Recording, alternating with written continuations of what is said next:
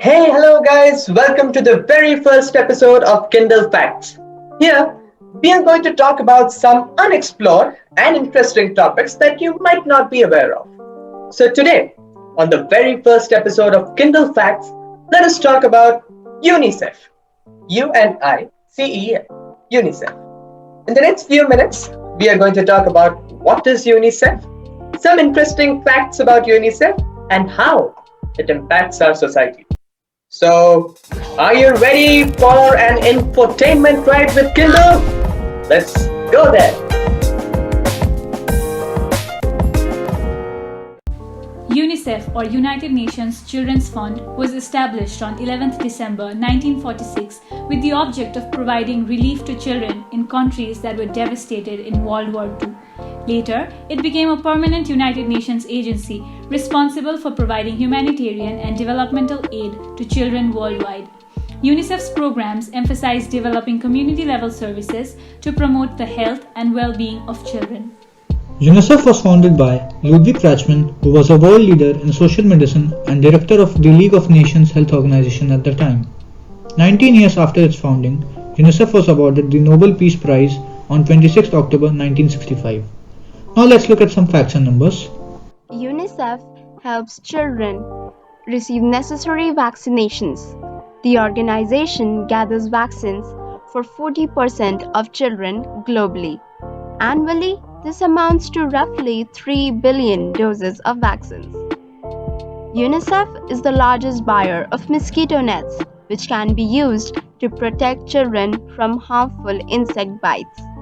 Malaria is an example of a disease which can be prevented through the use of a mosquito net.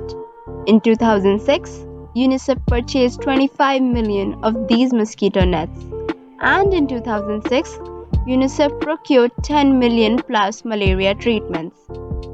ACT, which stands for pyronidine artesunate, is a form of therapy which has been shown to be just as effective as other drugs for treating malaria. The WHO recommended that this type be used to treat Plasmodium falciparum malaria. UNICEF embraces a wide variety of social issues. Among these are the protection of children, girl education, HIV/AIDS, immunization, malaria, nutrition, South Sudan child soldiers, and WASH. In April 2005, UNICEF released a publication while documented the organization's work between 1995 and 2005. Titled A Pivotal Decade, the publication covered the 10-year spans during which UNICEF helped ensure that millions of children survive who could have been lost. The publication explores how UNICEF is well equipped to handle its main goal, striving to give each and every child a better future.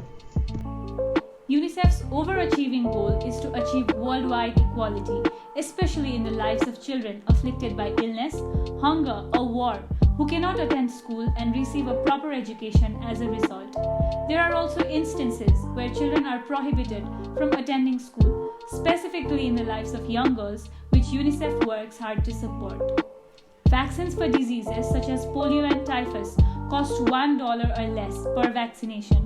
Despite the price, many still cannot afford these vaccines, which prevent dangerous, if not deadly, diseases.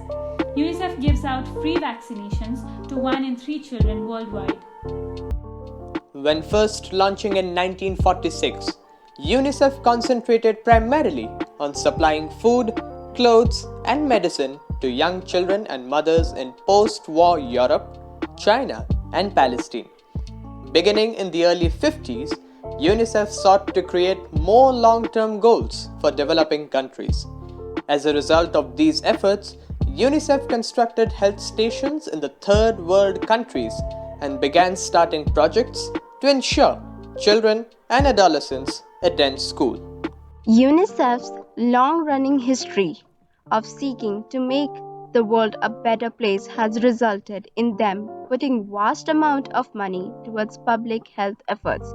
The organization reportedly sets aside 80% of its funds towards public health initiatives. Despite its world-renowned success, how far has UNICEF succeeded in India, a country where health, education, nutrition and sanitation in rural areas are almost non-existent? Has UNICEF, bearing its gifts of finance, drugs, and equipment, succeeded in bringing that elusive tomorrow any closer to the children of India? There is some form of evidence of UNICEF's aid in every state and union territory of India, yet its impact in relation to the input has been far from dramatic. Surprisingly, a few Indians are aware of the scope and nature of UNICEF's crusade in India. To discern the impact that UNICEF has made in India, a clearer picture of the current policies of the agency is imperative. While relatively few Indians are aware of the nature of UNICEF's work in India, fewer still know that there is no such thing as a UNICEF project, and that all UNICEF-aided activities are merely a part of existing Indian government projects.